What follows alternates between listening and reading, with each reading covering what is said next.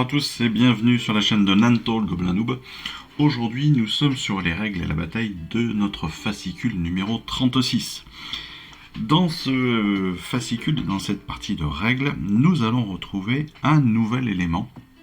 C'est tout simplement la règle des bataillons. Alors les bataillons, c'est un sujet qu'on n'a absolument pas abordé pour l'instant, pour la simple et bonne raison que c'est un tout petit peu complexe. Déjà dans un premier temps à comprendre, et puis surtout c'est qu'il faut avoir un certain nombre d'unités pour pouvoir utiliser justement cette possibilité de bataillon. Les bataillons, en fait, c'est ce que l'on nous dit, sont des formations d'unités spécifiques qui vous donnent donc accès à des aptitudes supplémentaires, des aptitudes de bataillon. Elles sont régies donc par des chartes, un petit peu comme les chartes d'unité, sauf que là on est sur des chartes de bataillon, et forcément elles vont être soumises à certains critères que l'on va voir par la suite. Chaque bataillon donc est composé d'unités de notre armée qui peuvent être sélectionnées seulement si les unités sont appropriées par rapport justement à cette charte de bataillon. Il y a une section donc organisation qui va nous donner, en fait, donc on a des chartes de bataillon, comme on le voit ici, qui vont être organisées avec différentes parties, comme on en a l'habitude avec nos chartes d'unité. Donc on a évidemment le nom de notre charte, on a l'organisation, on va avoir des icônes d'unité, des icônes d'aptitude, et puis tout simplement le descriptif de nos aptitudes. Donc ça, c'est des éléments qu'on va retrouver principalement dans le livre de bataille, dans les règles de base ou dans les battle tomes. Les battle tomes, rappelons-le, ce sont tous les livres d'armée. Ce sont les livres qui sont spécifiques à une faction, qui vont reprendre les règles spécifiques aux factions et donc aux différentes unités de cette faction. Donc l'organisation se fait en fonction donc de cette charte de bataillon. Ce qui est important, c'est que dans une charte de bataillon, les unités seront listées par type d'unité ou par mot-clé. Donc c'est-à-dire que une unité de Liberator va être signifiée par une unité qui utilise la charte d'unité des Liberators. Mais on peut aussi avoir une unité de paladin, et donc dans ce cas-là, c'est le mot-clé paladin qui devra être retrouvé dans l'unité. Mais on a toujours cette spécificité, c'est-à-dire que soit ce sera écrit noir sur blanc quelle unité doit être prise, soit on va avoir donc le mot-clé qui sera mis en gras comme d'habitude, pour qu'on puisse bien retrouver nos petits. On peut avoir, comme on le voit ici, comme on va le voir juste après dans les exemples, que dans notre charte d'unité, dans notre régiment, on peut avoir des unités qui doivent être obligatoirement présentes et d'autres qui peuvent être optionnelles. Donc ça aussi, c'est un élément important, c'est-à-dire qu'une charte d'unité va comprendre un pack obligatoire et un pack optionnel, pour la plupart. Là, je crois que c'est sur toutes d'ailleurs, qui va nous permettre aussi de pouvoir plus ou moins agrandir notre bataillon. Voilà. Et en fonction des figurines que l'on a dans notre armée, on va pouvoir utiliser plus ou moins de figurines à la fois. Les aptitudes de bataillon, en fait, un bataillon va avoir une ou plusieurs aptitudes de bataillon spécifiques qui pourront être utilisées au même titre que les aptitudes des chartes d'unité. C'est-à-dire qu'elles s'utiliseront exactement de la même façon. Elles seront décrites sur la charte, évidemment, et elles seront listées donc par des icônes aussi d'aptitudes que l'on va voir juste après. En termes de déploiement, là on a quand même des spécificités, c'est-à-dire que le bataillon doit être, je dirais, déployé en même temps. C'est-à-dire qu'en fait, soit il va être unifié, c'est-à-dire qu'il va être vraiment déployé en une seule et même fois, soit il va falloir déployer notre bataillon, l'ensemble des unités de notre bataillon à la suite, puis après faire déployer les unités qui ne sont pas dans le bataillon. Voilà. Donc les seuls bataillons qui peuvent utiliser donc la règle de déploiement simultané sont les bataillons de base qui ont l'icône d'aptitude bataillon unifié. Donc ça c'est important aussi. C'est plein de petites choses comme ça qui sont à notifier. C'est pas des éléments qu'on utilisera beaucoup, je pense, dans un premier temps, mais malgré tout, c'est des éléments qu'il faut qu'on connaisse. Les bataillons de base, en fait, on les retrouve ici. Encore une fois, on va retrouver, donc, dans les icônes dont on a le détail ici en bas à gauche, on va retrouver les figurines qui sont obligatoirement présentes dans notre bataillon, et en gris clair, les figurines qui pourront, ou les unités qui pourront être optionnelles. En bas de nos différents bataillons, on va retrouver les icônes d'aptitude. On va les voir juste après. Pour le détail, seigneur de guerre, donc pour un bataillon seigneur de guerre, on va retrouver un commandant, potentiellement 2 au maximum, des sous-commandants, 2 sous-commandants potentiellement 4 au total, ensuite une unité de troupes, voire 2. En régiment de bataille, on va retrouver un commandant, pas de sous-commandant, mais 2 unités à minima, 2 unités de troupes, et puis optionnellement, on va aussi pouvoir retrouver un monstre et de l'artillerie. Pour la grande batterie, à l'inverse, là on aura 2 unités d'artillerie et seulement un sous-commandant. Avant-garde, un sous-commandant, une troupe. Briseur de ligne, un commandant et 2 monstres. Et garde rapprochée, on est sur un commandant et puis 2 unités de sous-commandants. Donc, techniquement, un commandant, c'est un leader. Un sous-commandant, c'est leaders qui ont une caractéristique de blessure qui est inférieure à 10. Les troupes, ce sont les unités classiques, qui ne sont pas des leaders, ni de l'artillerie, ni un behemoth. Le behemoth, c'est l'équivalent d'un monstre. Donc, mais attention, le behemoth ne doit pas être un leader. Sinon, il passe dans la catégorie commandement. Et l'artillerie, évidemment, c'est l'artillerie. En termes d'icônes d'aptitude de bataillon, et ça on le verra dans les prochaines, je dirais, on aura peut-être des détails très certainement dans les prochaines feuilles de règles. Nous avons d'abord la possibilité d'avoir l'aptitude unifiée. Unifiée, donc on le voit ici par exemple dans le régiment de bataille, c'est-à-dire qu'il y a un déploiement simultané, c'est-à-dire qu'on va obligatoirement poser sur le terrain en même temps ces 3 unités. À minima. Après, si vous avez choisi d'avoir les autres qui sont optionnels, il faudra tout déposer en une seule fois. On a l'aptitude expert, l'expert qu'on va retrouver dans briseur de ligne. Et une fois par bataille, on a une unité de ce bataillon qui peut recevoir l'ordre attaque en règle ou défense en règle sans que l'ordre soit donné et sans donc dépenser un point de commandement. Ça peut être hyper intéressant, sachant qu'on a 2 monstres. Pour l'aptitude tueur, on va la retrouver dans grande batterie, bien sûr, donc avec l'artillerie. Une fois par bataille, on a une unité de ce bataillon qui peut recevoir l'ordre attaque en règle ou déchaîner les enfers sans que l'ordre ne soit donné et donc sans dépenser, là aussi, un point de commandement. Ensuite, on a le stratège. Le stratège, on va le retrouver à la fois dans le bataillon seigneur de guerre, mais aussi dans le bataillon garde rapprochée. Stratège, c'est donc une fois par bataille, lorsque vous recevez des points de commandement au début de votre phase de héros, vous pouvez recevoir un point de commandement supplémentaire. Ça peut être intéressant quand vous êtes joueur 1 et que vous avez un point de commandement en moins. Ou ça peut être simplement intéressant pour avoir un point de commandement supplémentaire quand vous êtes en joueur 2, ce qui est aussi pas mal. Dernier point, dernière stratégie que l'on retrouve, ça va être rapide. Rapide, j'ai pas dit magnifique, c'est vrai. Rapide, on va le retrouver surtout sur, donc évidemment dans l'avant-garde. C'est une fois bataille, une unité de ce bataillon donc va recevoir l'ordre au pas de course ou en avant vers la victoire sans que l'ordre ne soit donné, donc sans dépenser. Encore une fois, l'idée ici, c'est de gagner des points de commandement ou de gagner des aptitudes que l'on retrouve, qu'on pouvait donner à partir d'un leader à notre unité, et ce sans dépenser de points. Donc voilà, c'est encore une fois plein de petites choses comme ça qui vont nous être utiles pour pouvoir très facilement soit donc économiser des points de commandement et avoir des aptitudes, soit avoir des aptitudes, pouvoir avoir je dirais un avantage stratégique par rapport à notre adversaire. La dernière que j'ai oubliée, c'est magnifique. Alors je l'ai oublié un petit peu par obligation, parce qu'en fait une partie de cette règle sera à voir dans le 27.3. On voit qu'ici on est au 26.3. Ça veut dire qu'on va vraiment avoir les détails dans une autre feuille de règles.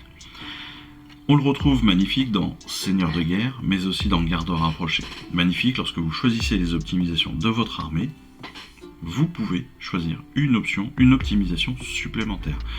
C'est-à-dire que non seulement on a des optimisations, des aptitudes spécifiques, mais on va pouvoir lui choisir une optimisation supplémentaire. Donc c'est plutôt intéressant aussi pour pouvoir bien gérer son armée et ses pouvoirs, ses avantages.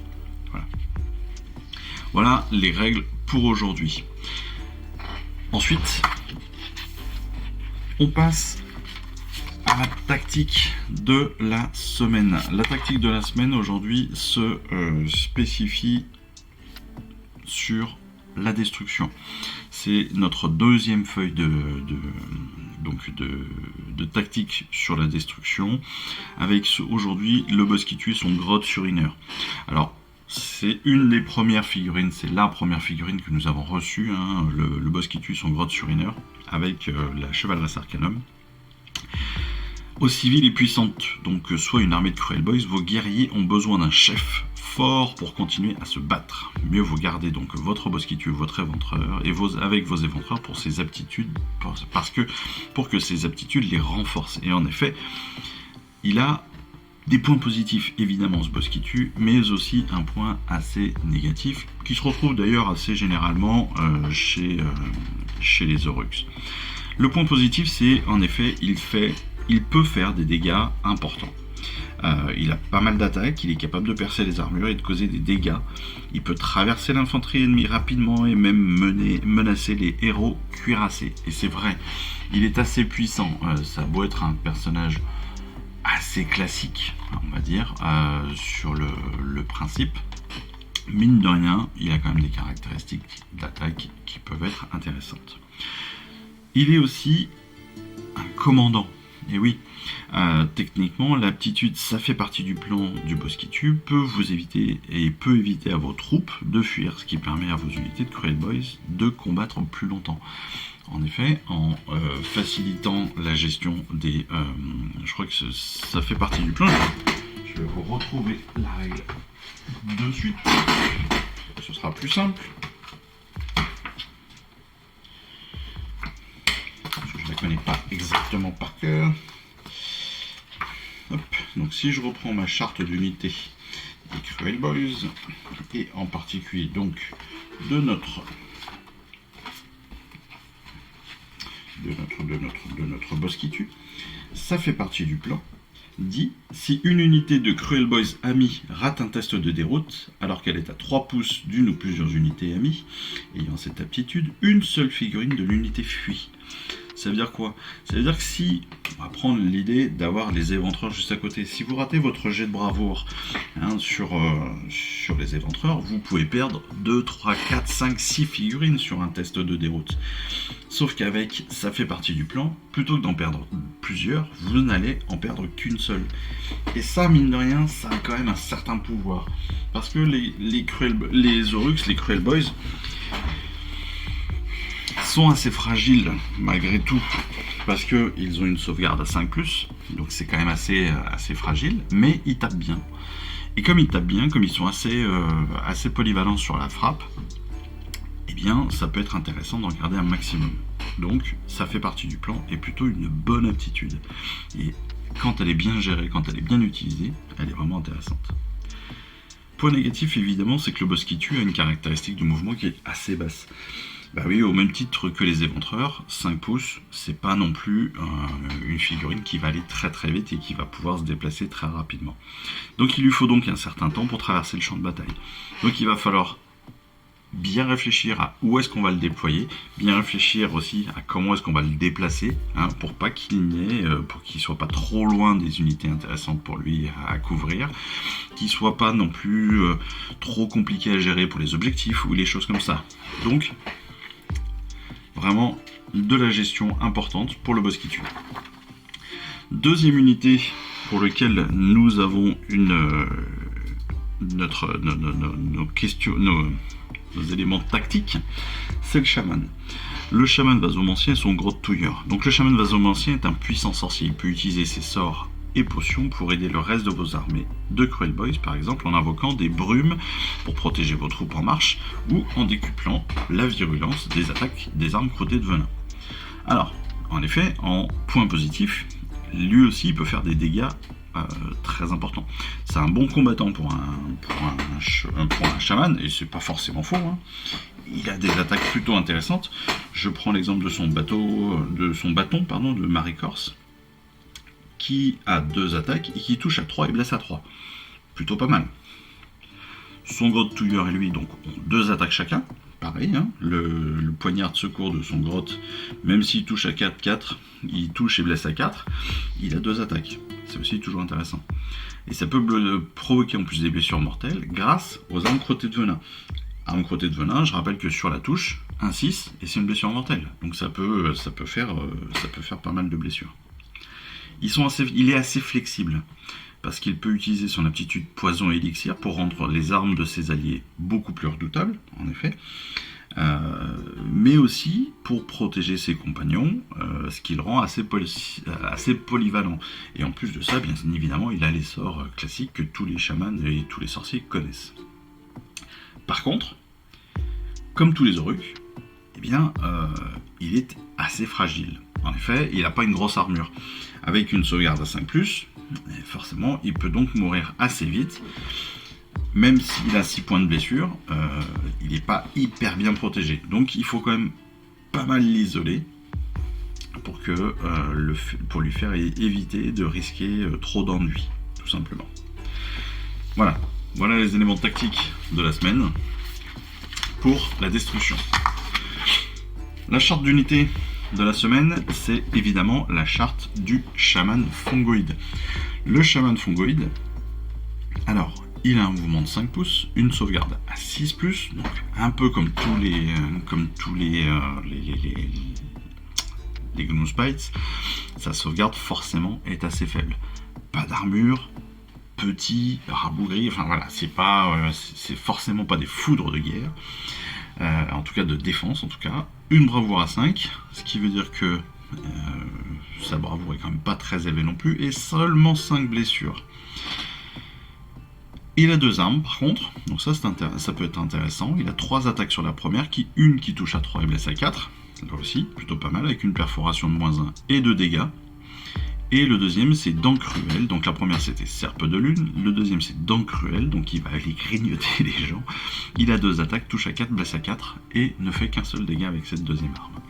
Par contre c'est un sorcier, donc c'est un sorcier, évidemment, il peut donc lancer un sort à la phase de héros, et dissiper un sort à la phase de héros adverse.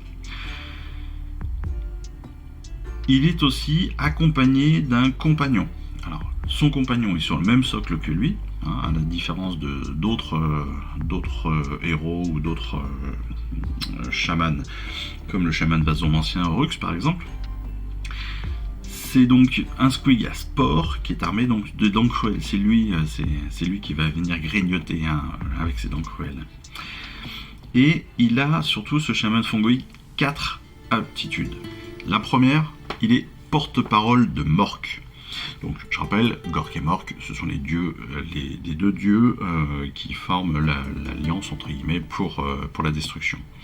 Si cette unité, donc le chaman, est sur le champ de bataille au début de votre phase de héros, sur un dé de 4, enfin sur un 4+, avec un dé, vous allez recevoir un point de commandement supplémentaire. Pareil, ça peut être hyper intéressant, ça peut donner vraiment des possibilités derrière pour pouvoir faire des ralliements, pour aller chercher des aptitudes, des attaques en règle, des défenses en règle, etc. supplémentaires. Deuxième aptitude, le champignon bonnet de mort.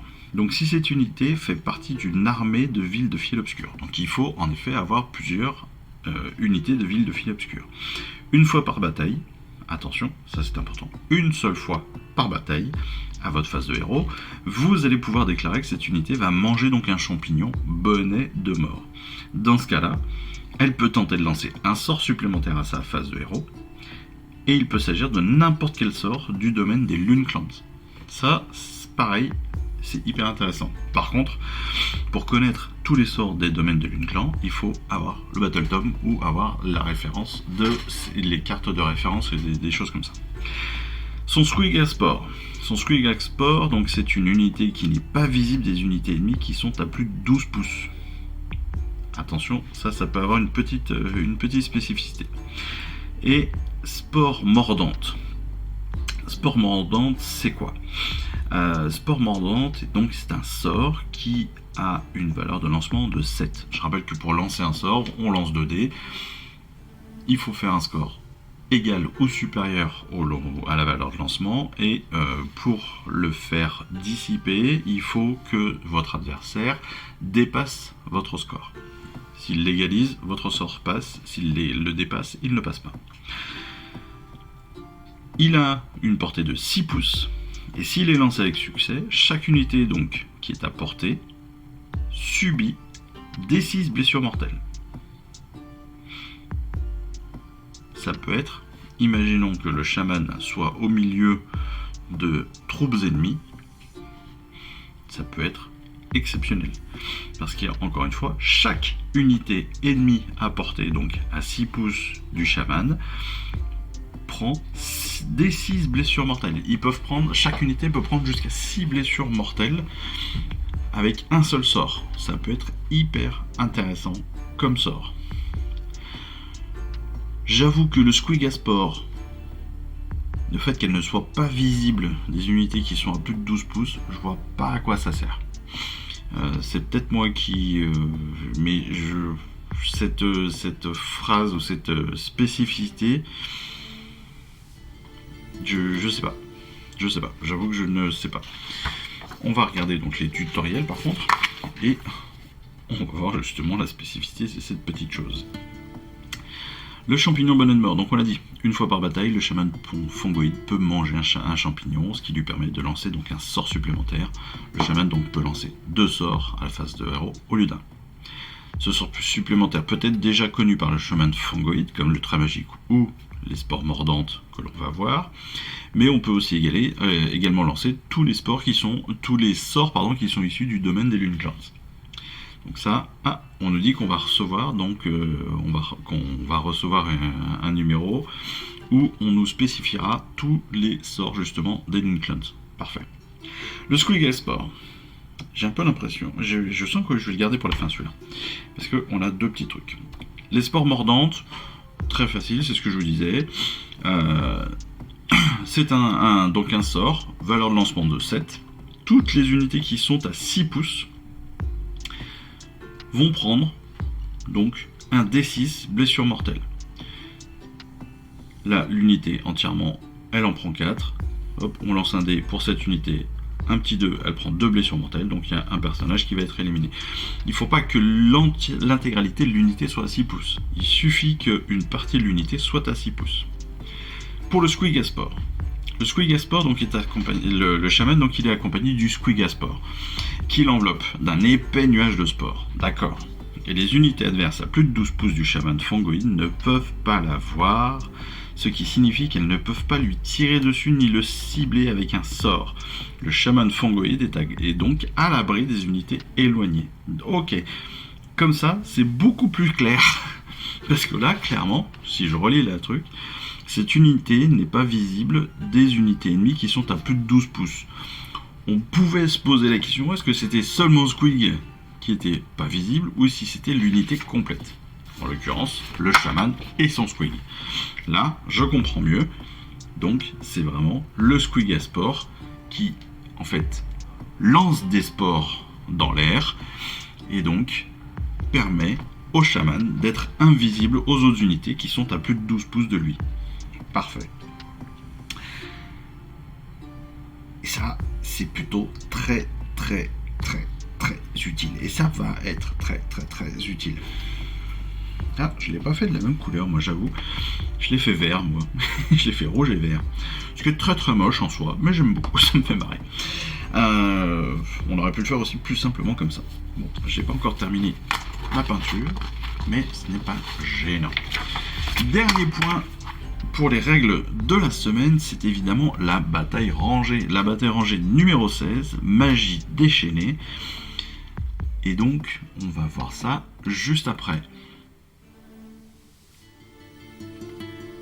Alors, évidemment, vous l'aurez remarqué, j'ai pris un petit peu de retard sur les batailles. Donc, ce que je fais, comme d'habitude, c'est que je vous fais les règles en temps et en heure à peu près. En tout cas, je vais récupérer le retard sur les règles. Et puis, les batailles, j'essaierai de les reprendre petit à petit. Parce que j'en ai déjà repris 4 de retard. Voilà. En attendant, j'espère que ces moments de règles vous aura plu. J'espère que vous retrouvez très rapidement dans une prochaine vidéo. N'oubliez pas de vous abonner, n'oubliez pas les petits pouces bleus, les commentaires positifs comme d'habitude, parce que ça fait toujours super plaisir. Et puis c'est tout pour aujourd'hui. Je vous souhaite à tous une excellente fin de semaine, et puis je vous dis à très très vite. Allez, ciao, bye bye. Je vous remercie d'avoir suivi cette vidéo. Si ça vous a plu, eh bien abonnez-vous, lâchez un petit like et un commentaire et suivez-moi sur Instagram. Instagram où je poste régulièrement des photos de mes dernières réalisations et dernières peintures. Et puis comme il est maintenant de tradition sur la chaîne, je vous souhaite une excellente fin de journée et surtout, lisez bien, collectionnez bien, assemblez bien, peignez bien et jouez bien. Allez, je vous embrasse et puis je vous dis à très vite. Allez, ciao, bye bye.